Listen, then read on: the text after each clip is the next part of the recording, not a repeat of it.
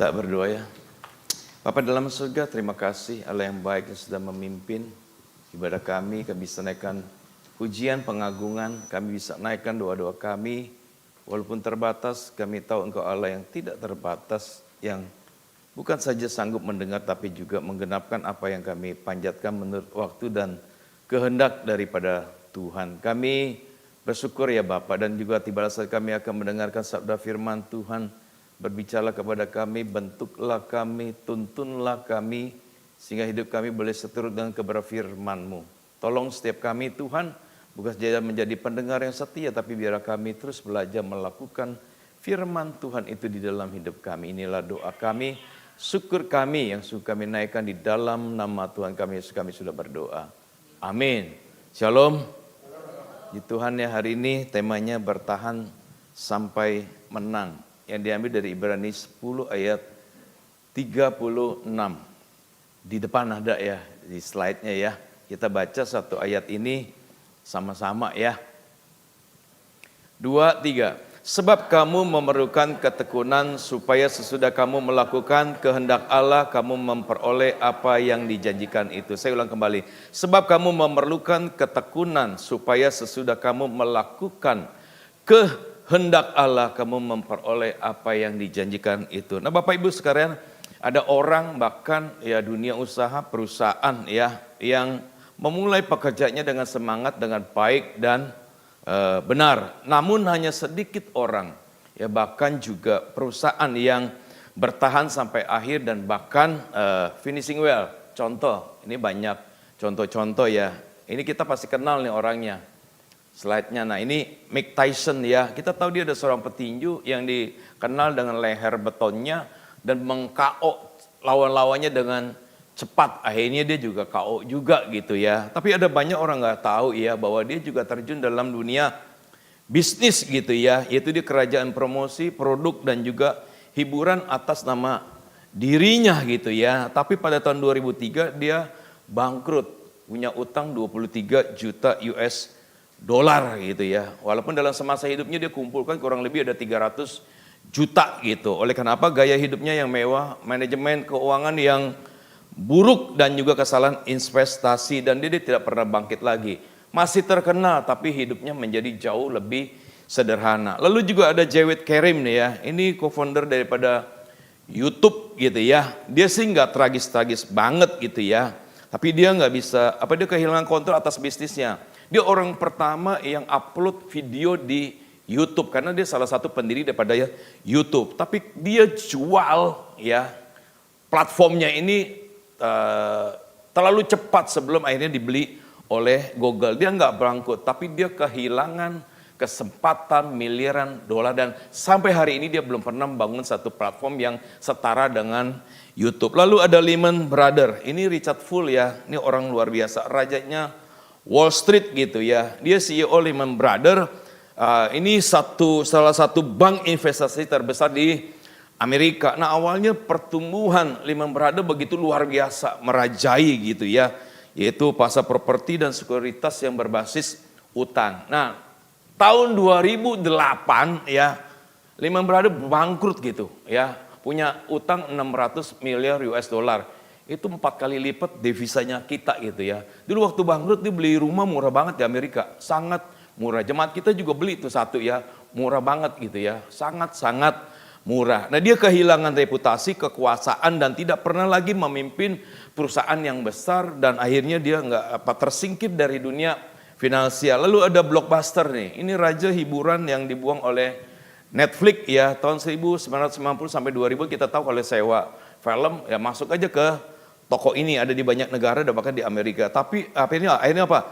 Dia nggak membeli Netflix loh, 50 juta ya. Akhirnya apa? Dia tutup gitu. Sekarang Netflix ada di mana-mana gitu ya. Pada waktu itu dijual 50 juta Netflixnya, dia nggak beli. Sehingga Pak dia tersingkir, dia gagal beradaptasi dengan apa? Streaming digital. 2010 dia bangkrut gitu. Nah cuma ada satu di Oregon, ya sebagai museum aja bawa Blockbuster itu pernah ada. Lalu ada Kodak, ini raksasa yang terlena gitu ya. Ini perusahaan yang dominan dalam dunia fotografi selama 100 tahun ya. Karena nggak bisa beradaptasi, Padahal dia buat kamera digital yang pertama gitu ya. Tapi akhirnya apa? Akhirnya bangkrut tahun 2012. Produknya masih ada tapi dia nggak pernah berjaya lagi. Nah ini perusahaan-perusahaan ini ada juga orang-orang nih ya. Pak Harto pimpin 32 tahun. Ya tapi akhirnya Pak lengser gitu ya dengan begitu tragis. Lalu ada Presiden Brasil Getulio Vargas memerintah 18 tahun di Brasil gitu ya. Akhirnya didesak karena perekonomian Brasil begitu berantakan. Akhirnya apa? Dia di apartemennya taruh pistolnya di jantung lalu dia tembak lalu apa? Dia bunuh diri mati. Lalu ada Ferdinand Marcos ya memerintah 31 tahun, beda 1 tahun sama Pak Harto. Dia sekolah hukum, tahu hukum, cum laude lagi ya. Tapi dia melawan hukum korupsi, akhirnya dia bermasalah dengan hukum dan akhirnya Pak dia dihukum gitu. Lalu ada Whitney Houston nih, ibunya penginjil, ini penyanyi yang sangat luar biasa, penyanyi gereja yang akhirnya tenar di dunia sekuler gitu ya, nyanyinya bisa 5, 6 sampai 7 oktav gitu. Sepanjang karirnya dia bisa mengumpulkan uang 250 juta US dollar. Tapi apa? Matinya mengenaskan, tenggelam di bak mandi oleh apa? Penyalahgunaan narkoba, drug dan lain sebagainya, akhirnya meninggalkan banyak hutang. Ada Freddie Mercury, nah ini bintang rock nih Bohemia ya. Rhapsody, hidup free sex, akhirnya apa? Kena AIDS, akhirnya apa? Mati juga. Nah inilah orang-orang yang awalnya kelihatannya apa? Semangat, baik, sepertinya benar, tapi akhirnya ujung-ujungnya nggak menang, tapi aja begitu tragis. Ini fakta nyata, realita yang begitu ironis, yang begitu menyedihkan. Nah tapi kita diminta pada hari ini adalah bertahan sampai menang. Tapi sesungguhnya kemenangan yang sejati itu adalah milik mereka Pak, yang bertekun, yang bertahan, yang tidak menyerah. Ini yang kita akan bahas pada hari ini. Nah, pertanyaan kita apa itu ketekunan? Ketekunan itu ada rajin, keras hati, bersungguh-sungguh. Bersungguh-sungguh untuk apa? Untuk belajar, untuk berusaha, untuk bekerja dan lain sebagainya. Bahkan bersungguh-sungguh untuk melayani. Ketekunan itu tetap berpegang teguh pada sesuatu, misalnya adat, prinsip, keyakinan, dan lain sebagainya. Tapi dalam bahasa aslinya dan konteks historis daripada surat Ibrani ini, ketekunan itu adalah hupomone. Hupo itu dibawa, mone itu tinggal bertahan. Hupomone itu 5K, satu itu ketekunan, kedua itu adalah ketabahan, ketiga itu adalah ketahanan atau endurance, dan keempat itu adalah apa? Kemampuan untuk bertahan dalam penderitaan tetapi tidak menyerah. Yang kelima itu ada kesabaran dalam menghadapi tekanan, kesulitan, bahkan penganiayaan. Hupomone itu tinggal di bawah beban loh, kita tahan beban ya. Yang menggambarkan seseorang bertahan di bawah tekanan tanpa menyerah, dia tahan terus ya. Pasti dengan harapan nanti akan lepas daripada beban itu dan akan menjadi menang. Hupomone bukan dalam arti yang pasif, tapi dalam arti yang aktif. Ada satu keberanian untuk tinggal ya, untuk tinggal berdiri di tengah tekanan, penderitaan dan bersandar pada iman. Nah, iman kan begitu. Hasilnya belum lihat tapi dia sudah dapatkan. Makanya dia bertahan. Hupomone itu ditekan ya, tapi tetap bertahan, tetap berdiri, itu steadfastness. Ini dulu waktu saya kuliah di STT nih, dosen saya nih ada satu tekan ini mulu. Ya, ditekan, tetap bertahan, tetap berdiri, ya, itu steadfastness. Ya, mengapa kita perlu bertekun? Ayat 36a dikatakan sebab kamu memerlukan ketekunan. Ketekunan itu kebutuhan mutlak, harus dimiliki. Sesuatu yang tidak boleh diabaikan, ini fungsinya sangat vital. Konteks firman Tuhan ini ya sedang berbicara tentang jemaat yang mengalami penganiayaan, penindasan. Mereka kehilangan harta benda mereka. Mereka mendapatkan tekanan sosial. Ya kayak yang retreat-retreat itu kan dapat tekanan. Ya, gereja ditekan, nggak boleh beribadah, ya nggak boleh menimbulkan suara keluar. Ya, ganggu yang lain, kalau orang lain boleh ganggu. Nah, kita nggak boleh ganggu. Nah ini yang terjadi. Penulis surat Ibrani menyemangati jemaat ya untuk tidak menyerah di tengah jalan. Apa? Karena janji Tuhan itu hanya diberikan kepada mereka yang bertahan sampai akhir. Ya, ini yang diharapkan ya dari kebenaran firman Tuhan ini. Bapak Ibu sekalian, boleh kita di depan itu gagal. Ya mungkin kita kurang semangat dan lain sebagainya. Tapi kita akan lebih baik nanti akhirnya kita apa? Bertahan, kita menang ya dan akhirnya apa? Kita sungguh-sungguh mendapatkan apa yang dijanjikan oleh Tuhan. Itu ya harusnya kita di depan tetap semangat, di tengah semangat, di akhir semangat, lalu kita menang. Ya banyak orang di dunia ini dia dapat tekanan, lakukan ini itu sepertinya nggak berhasil, tapi dia bertahan, dia bertekun, akhirnya dia menang. Contoh misalnya, ini ada J.K. Rowling ya. J.K. Rowling ini seorang penulis, ditolak loh. 1 penerbit, ya, 2 penerbit, 5 penerbit, ditolak 10 penerbit, 11 penerbit, 12 penerbit. Dan salah satunya itu adalah temannya yang menolak. Tapi akhirnya apa? Dia begitu tenar tulis apa? Harry Potter. Ya, akhirnya apa? Difilmkan dan akhirnya luar biasa. Kenapa? Dia nggak pernah menyerah. Dia tetap bertahan. Lalu ada Walt Disney. Ya pernah dipecat nih waktu kerja gitu ya. Dianggap nggak memiliki imajinasi. Ya, tapi kemudian sukses dalam dunia kartun begitu luar biasa. Nah, ketika waktu kecil kan sering lihat film-film Walt Disney ya. Sekarang juga banyak di layar lebar gitu. Lalu ada Thomas Alva Edison. Dia dipecat ya kenapa? Memiliki ranking yang buruk di sekolahnya ya. Dia uji coba nih lampu nih hari ini. Yang ke-1 nggak berhasil. Yang kedua ke-10 nggak berhasil. Ke-20, ke-50, ke-100 nggak berhasil. Coba dia menyerah. Nggak terang seperti hari ini. Ke-200, ke-300. Ya dia lakukan terus gitu ya. Ada yang mengatakan sih ya sampai 10.000 gitu ya. Ada yang mengatakan 1.000 ya. Yang penting dia berusaha sehingga Pak jadi itu lampu pijar. Ya gurunya aja nolak dia dipecat gitu ya. Begitu bodohnya tapi akhirnya bisa menemukan lampu pijar gitu. Lalu ada nih orang cukup tua nih ya usia 65 tahun ya bikin resep ayam pada waktu usia 65 tahun loh ya. Lalu masuk ke rumah makan yang pertama ditolak, kedua ditolak, ketiga ditolak, ke-100 ditolak, ke-200 ditolak, ke-500 ditolak, ke-1.000 ditolak ya. Lalu 1.001 ditolak, 1.005 ditolak, 1.007 ditolak, 1.008 ditolak, tapi ke 1.009 dia diterima. Tenar sampai saat ini.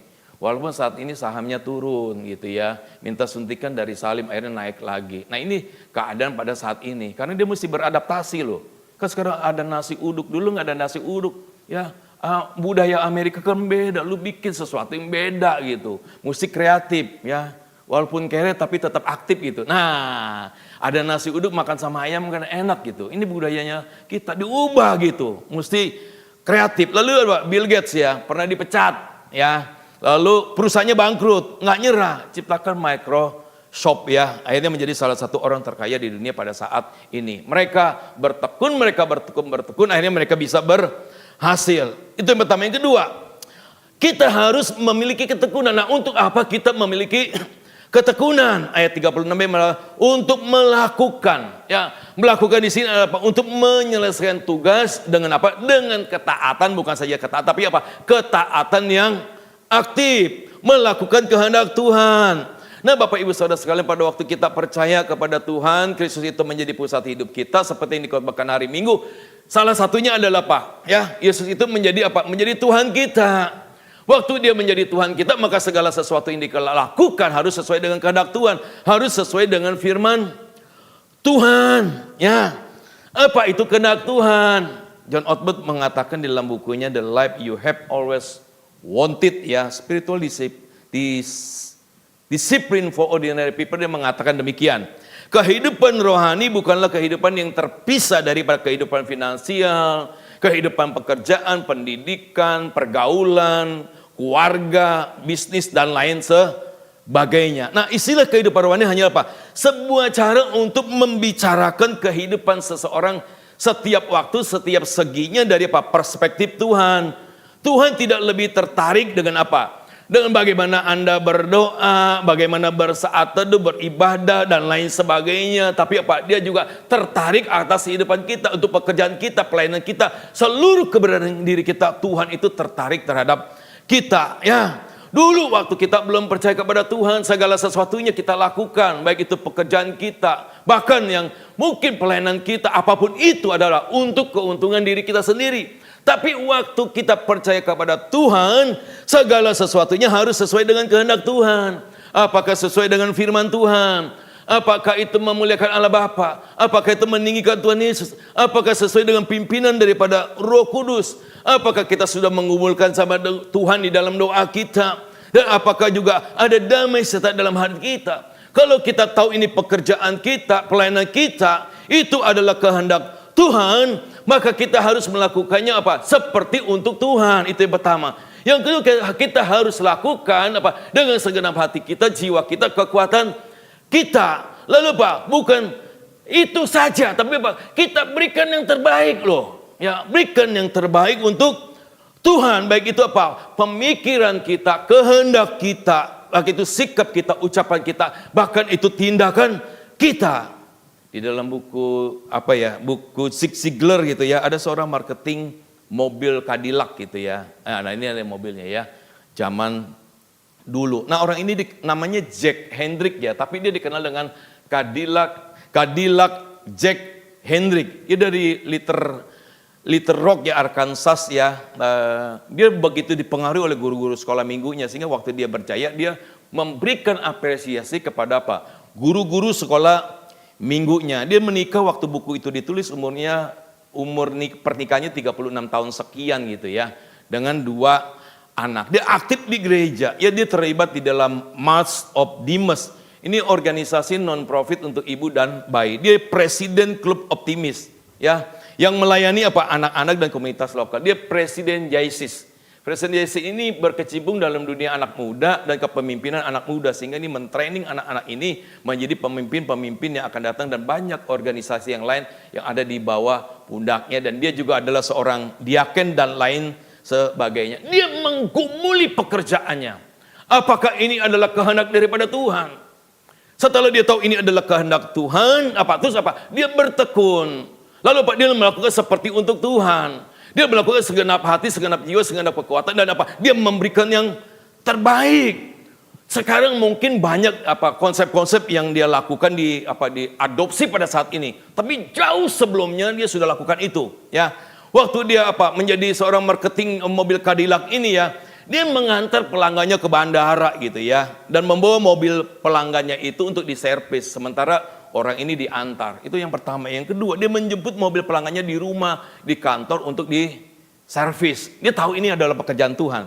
Lalu dia menyediakan mobil untuk pelanggannya gitu. Sementara mobil ini dibawa ke bengkel karena pekerjaan garansi gitu ya. Yang keempat, dia mengingatkan pemiliknya bahwa mobilnya harus diservis. Yang kelima, dia mengusahakan mobil pelanggannya itu diderek ya dari tempat dia apabila mogok, terjadi kecelakaan dan lain sebagainya. Dia membawa 5 galon bahan bakar ya untuk mobil pelanggannya yang mogok, yang kehabisan bensin gitu. Dia membantu pelanggannya untuk start pancingan ya apabila pelanggannya akinya lemah gitu. Ya, dia juga mengganti ban mobil pelanggannya kalau kempes. Lu boleh cari kayak begini nih. Itu jarang ada ya. Ini sekarang aja jarang ada loh. Tapi ini dulu dilakukan oleh dia. Dia membantu pelanggannya merencanakan perjalanan dan mengganti pengeluaran pelanggannya, baik itu di hotelnya, makannya, ya bahkan sewa mobil apabila perjalanan pelanggan itu terganggu akibat pekerjaan garansi gitu ya. Lalu dia masuk ke mobil itu ke bengkel, lalu dia minta petugasnya nanti setelah diservis dicuci. Nah, dia meminta petugas untuk mengganti plat mobilnya. Kenapa? Dia tahu ini adalah kehendak Tuhan di dalam hidupnya. Maka dia bertekun. Dia lakukan seperti untuk Tuhan. Ya, dia melakukan dengan segenap hati, segenap jiwa, segenap kekuatan, dan dia berikan terbaik. Wah, ini luar biasa loh. Padahal Cadillac ini bukan dia yang bikin, tapi dia terkenal dengan Cadillac Jack Hendrick, begitu luar biasa. Yang ketiga, ya, untuk memperoleh janji Tuhan. Apa itu janji? Apakah janji itu? Nah, beberapa orang mengartikan janji itu sebagai sekadar maksud yang baik yang dapat dilupakan begitu saja, ya.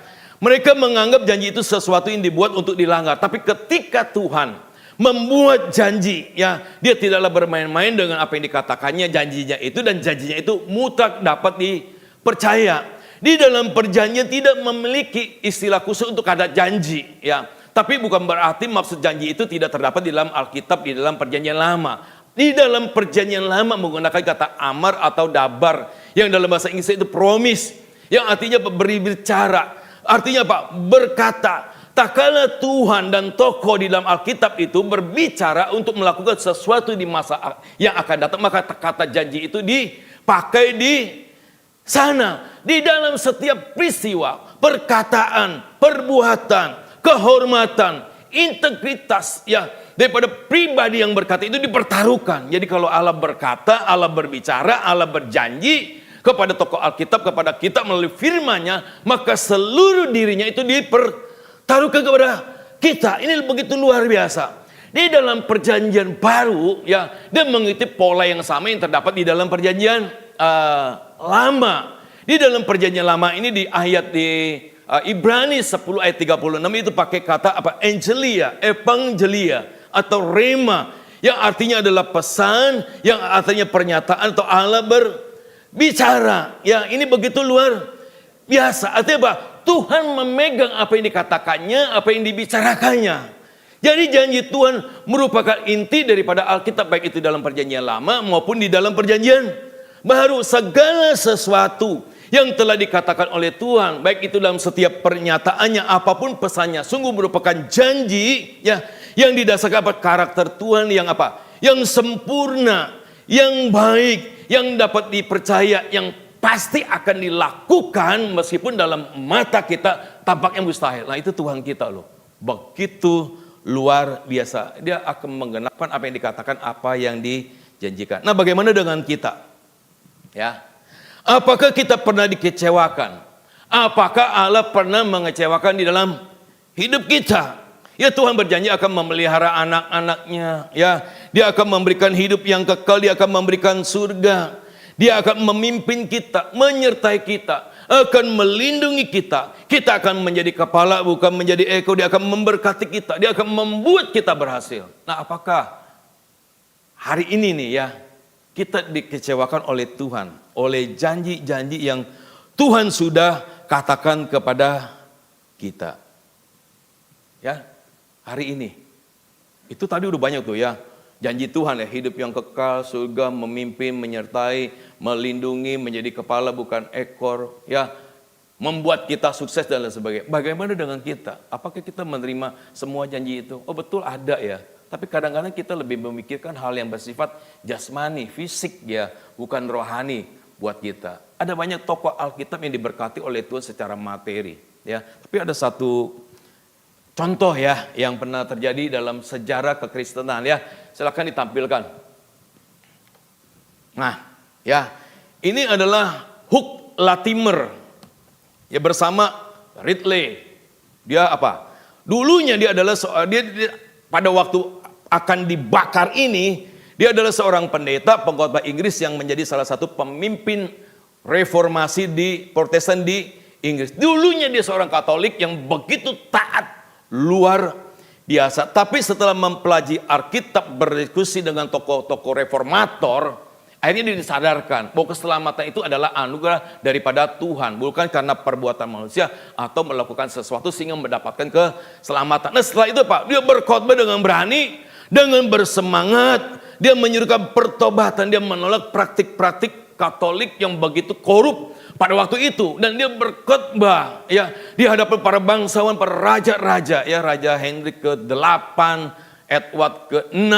Nah, tapi waktu Ratu Mary memerintah Inggris dan dia memulihkan agama Katolik menjadi agama negara, dia ditangkap bersama Ridley lalu dihukum mati. Nah, ini perkataan terakhirnya dia nih.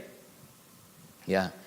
Be of good comfort, Master Ridley, and play the band. Ya, we shall this day like such a candle by God grace in England, as I trust shall never be put on. Ya, bergembiralah Tuan Ridley, jadilah laki-laki. Di Alkitab ada loh, jadilah laki-laki. Ini dasarnya kepada firman Tuhan. Ya, Kita akan menyalakan lilin di Inggris dengan kasih karunia Tuhan. Dan saya yakin tidak akan pernah padam. Dan memang tidak pernah padam. Inggris itu dulu banyak, anak-anak Tuhan dipakai luar biasa gitu ya. Untuk memberitakan Injil. Nggak seperti saat sekarang nih. Ya, wali kotanya juga bukan orang yang percaya kepada Tuhan. Ini luar biasa. Ya, dia bertahan loh di tengah tekanan gitu, beban, ya, nggak menyerah gitu ya, tetap berdiri steadfastness, walaupun dia mati, tapi dia terima janji Tuhan nggak? Terima jaminan keselamatan hidup yang kekal dan api itu tidak pernah padam, sehingga akhirnya banyak. Itu orang-orang zaman dulu tuh dari Eropa yang memberitakan Injil masuk ke berbagai negara. Dan akhirnya kita bisa mengenal kepada Tuhan. Lilin itu tidak pernah padam di hadapan Tuhan. Kenapa? Ada anak-anak Tuhan yang waktu ditekan, ya, dipres di bawah tekanan hupomone itu, dia tetap bertahan, tetap berdiri, ya, dia steadfast dan akhirnya dia menang. Kita berdoa.